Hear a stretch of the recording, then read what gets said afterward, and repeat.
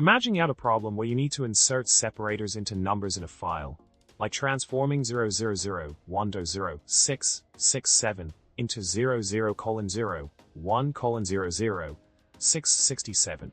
It could be a tedious task, but fear not, as there is a solution for this challenge. So, the solution involves using the powerful awk command. The code provided uses regular expressions to capture and rearrange the numbers accordingly. By specifying the position and format of each part of the number, awk can effectively split and join them with the desired separators. Now, let's delve into another aspect of the solution.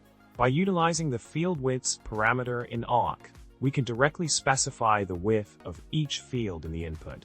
This approach simplifies the process by explicitly defining the structure of the numbers to be processed, resulting in a neat transformation with the desired separators.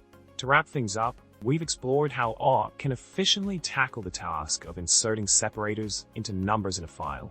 The provided solutions offer a systematic approach to handle such challenges, showcasing the flexibility and power of this command line tool.